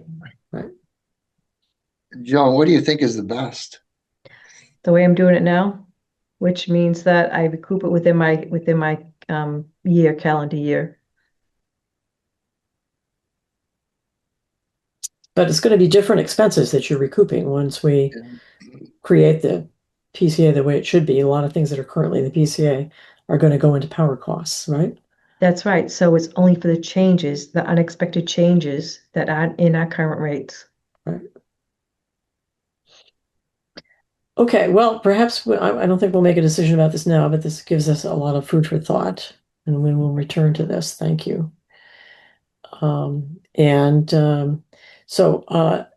Back. So, Joe, I yes. was going to say, so basically, I guess the question is, what is the area under the area? So in other words, let's look at the orange line, and from if you can calculate the volume of white space, if you will, below the orange line, and compare that to the volume of white space under each of the other, because you aggregate that white, that's the dollar amount that's being recouped. And Mike, I think we even have that in our modeling, don't we? Yeah, I mean, you should. And We do. We Yeah. do, and we that'll give you a dollar amount, what the difference is between these approaches. Yeah. In terms of how It's much not you a- recoup, you mean? Yeah. Mm-hmm. Okay. Basically in Okay, well, maybe we can look at that next time. But Okay. I'm feeling the pressure of time, and when is next time? well, that is a really good question. And I ask my board members, my colleagues, if you are, we have a couple of more things that we want to at least touch on today, but unless people have a hard All right. stop. But what is your pleasure, colleagues, for next week? Do you have options? I think some of us are going to be at the NEPA conference on Tuesday next week. I'll be at the NEPA conference also. Oh, it'll be nice to see you. Yeah. But I don't want to have a meeting there. No, no. I was thinking Thursday. Thursday, that works. Oh, no, I am traveling Thursday. I will be Mm. on an airplane. What about Wednesday evening? It's over in the morning on the 19th. Yeah, I don't know, Mark, you're probably flying home, right? Yeah, but I think that should work. My flight, I leave really early out of Boston, so yeah, Wednesday. I'm pretty sure Wednesday at 4 will work. Okay, let us pencil that in. Everybody check it out for next time. That's the 19th. Thank you. Okay, 19th. I don't think it works for me, but Mark can handle it. Yeah. Good. Okay, well, thank you very much. And we will see you, Mark, in All right. at Margaritaville. Yes. Cape Cod. What a name. God. Before they leave, Laura, I do have one item. Okay. So I had a conversation with someone today regarding the transmission project and the borrowing. And Eversource has told us that we need to, it's going to be paid for over 40 years. But in my conversation with this person today, they said there's something in FERC that allows us to pay the project up front. So I don't know what the overall effect of that would be on on the cost of this project. In other words, pay it up front at a discounted price. Correct. So pay for the hookup to Eversource's grid. Well, it would go back to, I think we would Station. have to borrow the 70 million, Right. and then we would pay pay Eversource the 44.5 million out of that. Who do we ask to find out about this? Well, I've gone to Eversource and asked them, first of all, is this possible? And then second, I would need an estimate of what that would be, what that would look like as far as the payment, and then whatever charges they would charge for on an annual basis. So the person I deal with at Eversource was going to go to their legal department and ask about it. But I haven't heard anything back. Well, that would make a very big change. Is that something we should ask our legal department as well? Well, I've talked to Deirdre and Rob Shapiro, and they're really not aware of the FERC rules. So this person I spoke to is more involved with FERC, and that side of the business. So I'm taking his lead on that this is possible, but I don't know that for sure. But again, that would affect a vote on the bonding. Right. Wow. So Mark, I don't know. Really I know Mark interesting. did a projection for us, or Mike did. Mark's reviewed it now, so it's changed a little bit. Yeah. We can review it sometime. I can send it out to the next meeting. But we don't know in your model, you're using the carrying charges. We don't know if that is a true estimate, given we're going. Yeah, I don't think they do. It's just based on the formula rate, so I don't think we're gonna get anything better. Okay. Okay, so we will just pursue the right numbers on that and see what comes out of in the wash. Is that the idea?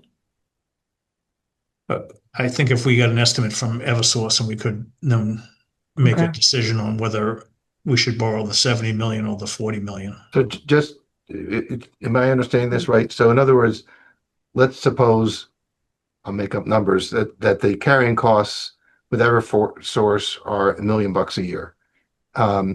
And if we pay it off, presumably that amount would go away. we'd have increased interest borrowing costs, but the interest may be 400,000 a year, so that we're better off 600,000 a year by going this route. Is that the analysis? That's my thought, yes. I think, Joe, did you say Eversource is charging 11% interest on this?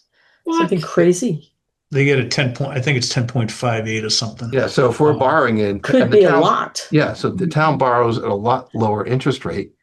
If for no other reason than it's, a tax-free bond. So that could be significant savings on an annual basis. Mhm. So we need an answer to this. Okay. And one of the things, Tom, just so you're aware of this, is there in the model that Mike and I did in that scenario, I think there was like 6 or 7 million was the annual payment. But on that schedule, there's like that consists of about 5 different components. Yeah. And one of those are kept in, I think. Mike, do you remember? No, that was the 1.3 million and the Yeah, 1.7. that's the transmission carrying costs. Yeah, that's the one. Okay. So Mike, you don't think that's going to change at all? I don't think they're going to know what it is. I think they still have to charge, but it's worth asking the question just to get clarity on it, and we can quickly change that. It's basically changing two numbers in the spreadsheet. But clearly, if we know the interest rate they're charging us and we compare it to the interest rate we can get through a town borrowing, that should be an immediate savings. Yeah, we know that through FERC, they get a 10.58% return on whatever they put into their transmission. Madness, I tell you. But that's something that you're saying we could pay. The question is whether we could pay that off. Whether we could pay for that station up front and then we wouldn't pay that 10.58%. Yeah, and what's the principal amount there you're talking about? We would borrow the 70 million. No. The amount, the incremental amount associated with this. Theirs is 44.5 for their piece of for the tap station. Their estimate right now. Okay, I'm going to expose my ignorance here. Can we borrow money to pay for a piece of capital that we don't own? Or operate? I think it's kind of like borrow money for a lease. Huh. And you can But do it's that. Yeah. not necessary for the project. I'm sorry, what was that? The tap station is part and necessary. Oh, it's right. Oh yeah. Mhm. Yeah. But capital markets will know the answer to this question. Yeah. Yeah. Okay. I'll put that on the list. Okay. Thanks very much. We will see you again soon. And I just want to move on. Yeah, Tom just Again. changed our agenda. What agenda? Our agenda, because we were going to Yeah, I think maybe we will hold off on taking a vote here on the warrant article. and Yeah. leave it for another day. Yep. Okay. Well, thank you for bringing that up, Tom. Yes. It's promising. Okay, thank you very much, Mike, and I think Mark. Yep, there you are. Thank you very much, and we'll see you again soon. Thanks, everybody. Bye. Bye-bye. So, what we have, there is a discussion on deposits for services to rental properties on the agenda. If you guys are okay, I would like to go into that because we've been kind of putting this off, and we do have a ratepayers waiting for an answer. Connected. Do it. Okay, so where we left it last time was the staff was going to talk a little bit and come back with an idea. Do I remember that right? I think we were going to come back with Joan provided some numbers related to how much we write off every year. Right. Laura, I sent those numbers to you. Yep, you did. Okay, I will just have to find it then. I think I might have sent that to the board during the last meeting, or not the Here we meeting go. prior to the last I got one. it. Okay. I'm going to share my screen.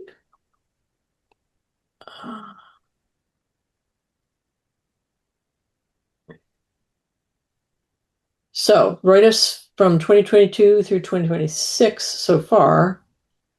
And, you know, this is what you wrote off. I don't know what, what was the volume of, what did, how much can you give me an idea, how much did we actually keep against the write-offs? I can't. So Yeah. I mean, a lot of times we use the customer's deposit for their final bill, so we don't have to write it off. So I can't tell you how many times that saved us. Mm-hmm. But I can tell you that in real time that we don't write off a lot. 2024 was an anomaly. It was one person that was protected. She's over 65 and had medical. So the 25,000 was one account. In 2022, I mean, COVID hit us hard. And at that Yeah. point in time, I cleaned up our agent as well. So normally we don't write off a lot. And I think it's because we have our customer deposits. Mm-hmm. So are you saying that there's a large group of people who leave without paying and their deposits cover it? Yes, I'm saying that there's a large group of people that forget to pay their final bill. But their deposits covered. I mean, obviously, having a $25,000 write-off on one account, there's no protection for that. There's no way to protect ourselves from that. But if there are a large number of people who leave without paying their last bill, and then we get covered for that, then that's worthwhile. But we don't have a way of knowing how many No, that is. Okay. I But can tell you your that feeling is that it's significant. correct. Mm-hmm. Okay, well, I think the proposal that we were thinking of was having an income adjusted security deposit. And there were a variety of ways that we considered doing that. I think they might be in the minutes of our discussion. I know, for example, my thought was instead of retaining 3 months, asking for a 3 month deposit, asking for a 1 month deposit for people who are income adjusted. That would be one way. I think Mike had a different idea, but I can't remember what it was. Ooh. Did you have a different thought on how you could create an income adjusted security deposit? Mm. No? A long time ago. Yeah. So I feel like it's in the minutes though. I mean, Hey, Brianna, could you look at the minutes and see if it's there? Thanks. Any other thoughts about what would be an appropriate income adjusted security deposit? Joan, do you have any thoughts about that? I'm comfortable where it is. I'm an advocate of protecting the customer and the other ratepayers. Mm-hmm. So you feel like having 3 months worth I mean, what you said is a lot of people leave without paying their last bill. So 3 months worth is going to be more than that generally because it's based on the highest month from the year before they moved into the property. So presumably, in most people's cases, we have withheld more than we end up retaining, right? Most people's, but think about it. When say we read your meter on the second of the month, right? We're not going to bill you to the first of the next month. Then if you're not going to pay it, you're not going to go to collections for 60 days from that due. I mean, so that's 90-day period right there. That's 3 months that you're still incurring additional costs without paying your bill. If you Because decide not to pay your bill. you're incurring additional costs because you've moved out and you didn't turn your Nope, service off? because collections, but when I think of collections, I think of people that aren't paying their bills in a timely manner or decide not to pay them at all. So if we're always like 90 days out in our collection process, because they consume it on one date, we bill the end of that month. The next month, it's, they give them 30 days before we start a collection process. Then it's another 30 days before we send out a collection notification. So then if they decide to leave, they leave, then we can't get the money. I feel like it's been a standard practice for municipalities, and I think it's helped us. And I think it helped us. I wish I had some statistics of how much it did help us during COVID. But Right, of course, we are only talking about customers who are on the income adjusted rate being eligible for this new, oh, that the it's just for the income adjusted. Because the concern is that for those people, it's a significant barrier to moving into Hingham. as long as you don't mind the other ratepayers absorbing their last bill if they move out, then So that's what the income adjusted rate is. The income adjusted rate, the other ratepayers absorb those costs, and so that's how that works. I guess the other piece of that would be that not everyone on the income adjusted rate is a renter either. Right, right. Although presumably there are yeah. plenty ideas. Apply the same percentage reduction used for the income adjusted rate to the deposit amount. That's a little odd because right now we're writing off that we are allowing people not to pay the customer charge, which isn't a percentage, so that's odd. Reduce the deposit from 3 times the highest bill to lower amount, 1.5 to 2 or 1, or recalculate the prior tenant's usage using income adjusted rates, though that's a burdensome. Okay, Yeah. so those were the 3 ideas that came up last time. And Joan, Thank I you, think Brianna. so. I think mine was the first. I'm still not understanding why you don't think the same percentage would be appropriate. Like, well, I'm sorry. So what is the difference between the rate that they would pay and the income adjusted rate?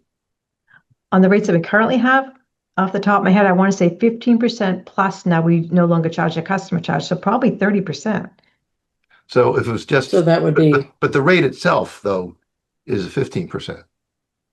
It's more than that now because it was 15% before we decided to no longer charge the customer charge. Okay, so that would then make it 30% is what I'm hearing, approximately. Off the top of my head, yes. So if that's the benefit of the bargain they're getting on the rates, I'm using that as the on the deposit as well. then you would lower the deposit to 2 months worth instead of 3 months. Or Well, just do the 30%, calculation for whatever it is, and 30% then off what it would be. right. But it would be an easier calculation if you just said, okay, we're going to do 2 months instead of 3 months, because it's approximate anyway, because of the customer charge. I quite I think it's great to have it uniform 3 months for everybody. Do that calculation, and then a percentage off for these for this group. But it's everybody's security deposit is different because it's based on what the person who lived in that Well, place paid. of course, the dollar amount's different, but the methodology should be the same. Yes. So I'm just saying use the same methodology for everybody, and then for a subclass, we're taking a percentage off. 30% less. Yeah. So If they qualify and if they qualify the following year, Okay. the following So year. you take the 3 months and multiply it by 70%, and that's their security deposit. Yeah, and then I guess a corollary to this is that if they lose their status, the security deposit's going to have to be increased. Then they're not going to have the money to increase it. Well, at least they will have paid their security deposit in pieces instead of all at once. It's the all at once part that seems to cause problems. I mean, another approach would be billing for the security deposit over 3 months instead of having it be upfront. And then if they decide not to pay it, what are we going to do? Yeah. I don't know. Right. Okay, so I'm hearing consensus that people want to do something like an income adjusted security deposit. I'm hearing a couple of different proposals on how to do that. So let me see if I can get Joe's right. Joe's proposal is to figure out what it would be for if they were not on the income adjusted rate, and then charge 70% of that for. Correct. Okay. Or whatever the adjustment is that they're getting because they're off of the regular rate for income adjustment. So if that winds up changing either way, that would affect the security deposit for, and also it's dependent on them continuing their status, and there will be a request to increase the security deposit if they're no longer in an income adjusted rate. So the only problem I see with your proposal is when it was just a 15% rate, Right. that's okay. But now that you put the customer charge in, it kind of screws up the calculation. Yeah, I'm not putting the customer charge in. I'm just saying, giving them, keep the benefit of the bargain the same. And I'm not wedded to the 30%. We can actually try this with a 15% and see how that goes over and then move into it on an incremental basis. Okay. So they would get a 15% break, is your proposal, not 30%. I'm hearing resistance to the 30. No, I'm I, trying to correctly state what it is you're proposing, and I'm having trouble with it. do we have an idea of how many people this is going to affect? Well, it'll apply to anybody who moves into town who is a renter and goes for the income adjusted rate. So that's, Do we have any idea of the subset of rate payers that Right. Right now, there's about 220 people, I think, on the income adjusted rate. And how many of those are renters? That I don't know. Okay. And So are let's assume they're all renters and give a 30%. Well, credit. I don't, are we saying that we're going to go backwards? so that's the question. It's Well, retro. if one neighbor's getting it for less, and So we're going to be giving apartment people and money the others back. paying more, then Yeah. that's going to be a question to customer service. So let's Oh, no. talk about it now and deal with it. Yeah, that's too much to ask. And yeah. Yeah. so people moved into town, and when we gave them the income adjusted rate, we didn't go back and adjust their rates back to when they moved into town. So it's, The deposit though. to me, it's the same principle. That's the rule at the time. Now the rules have changed for Okay. people moving in. That's how I feel about it.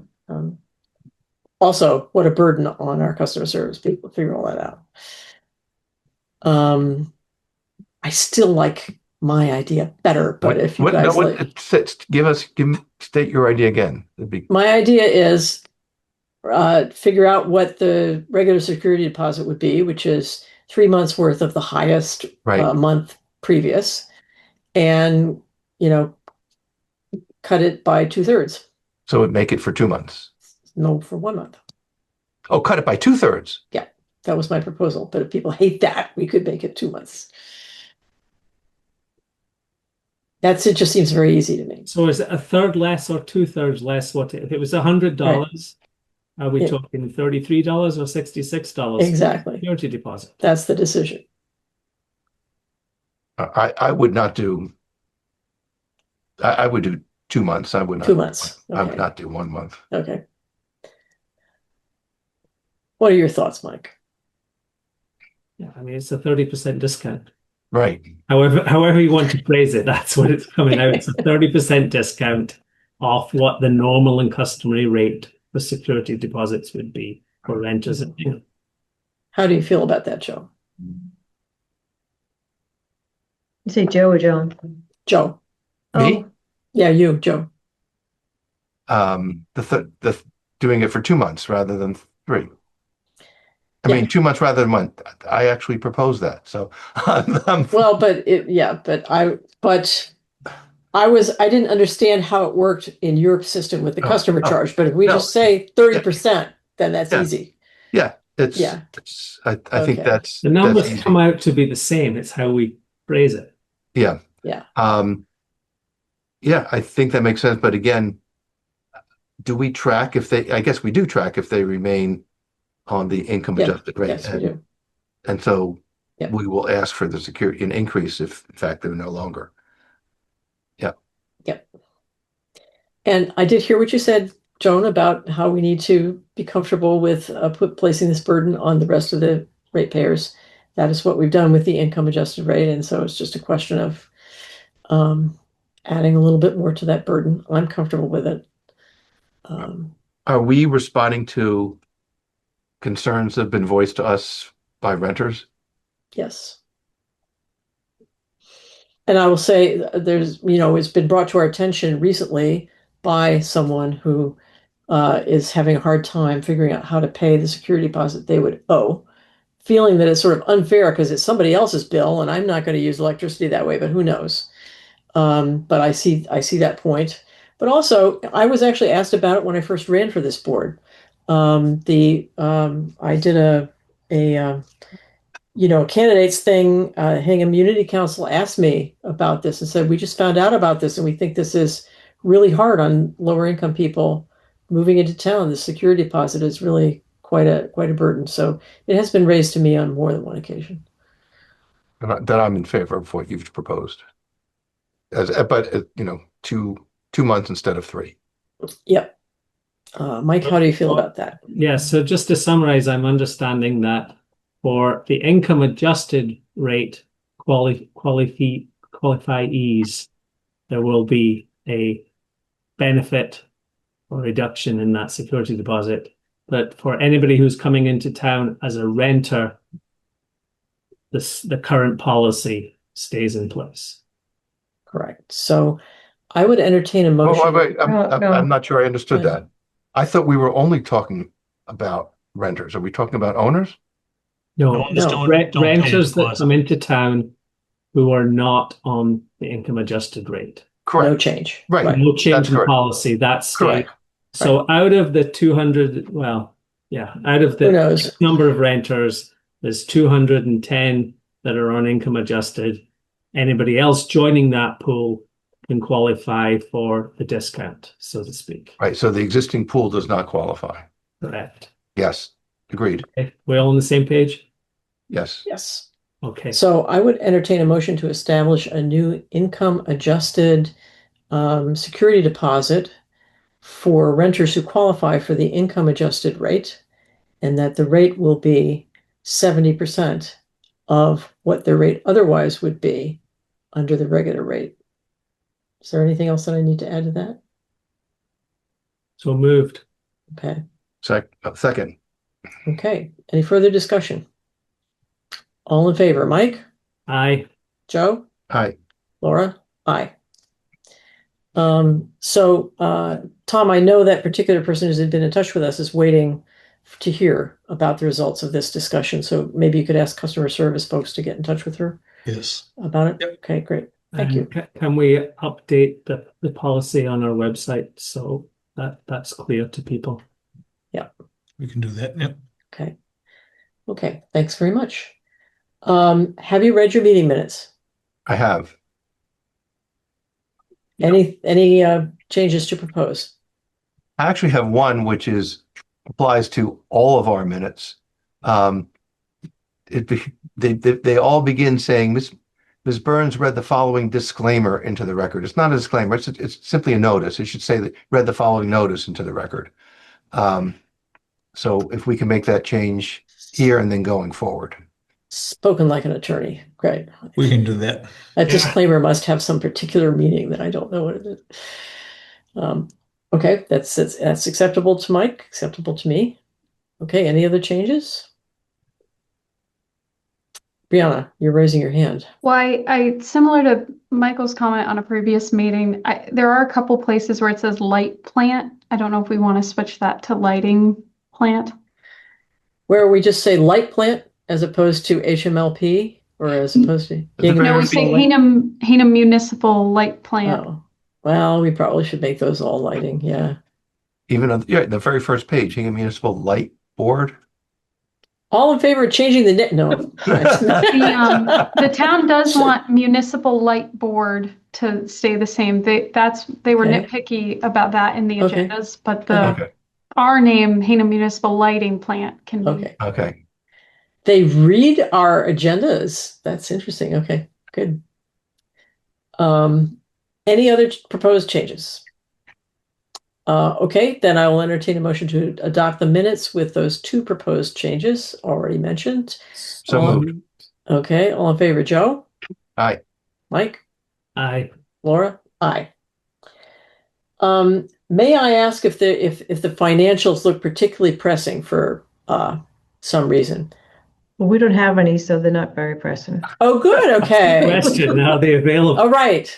We No, met we- last week. Oh, We did the financials last week. Did we do the financials? No, I don't No, think we did. I don't have June done. I've been Okay, I inundated see. with this water merger is killing me. I Keep going, can Joe. just imagine. Okay, so we will not do the financials and any updates on capital projects that are pressing. There's no real updates. I believe we're finished with Elm Street. And one of the recloses that we had to use isn't going to be in until next year. So the recloser project won't be fully completed till sometime next year. Have we heard anything back from the sighting board? I know August was a date that came up.